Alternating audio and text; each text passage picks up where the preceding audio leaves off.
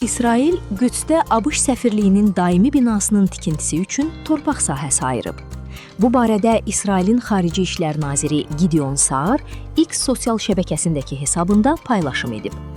ABŞ-ın İsraildəki səfiri Mike Huckabee ilə birlikdə İsrailin paytaxtı Qüdsdə ABŞ səfirliyinin daimi binası üçün torpaq sahəsinin ayrılması barədə sazişi imzaladıq, o yazıb. Gideon Saar qeyd edib ki, ABŞ prezidenti Donald Trump'ın ABŞ səfirliyinin Qüdsə köçürülməsi barədə qərarı ən mühüm diplomatik addımlardan biri olub. O əlavə edib ki, bu qərardan sonra bir sıra ölkələr də bu nümunəni izləyiblər. Bu, İsrail və Birləşmiş Ştatlar arasındakı sarsılmaz ittifaqda daha bir mərhələdir. ABŞ İsrail üçün həyati əhəmiyyətli və əvəzedilməz olduğu kimi, İsrail də ABŞ və onun regiondakı maraqları üçün həyati əhəmiyyət kəsb edir.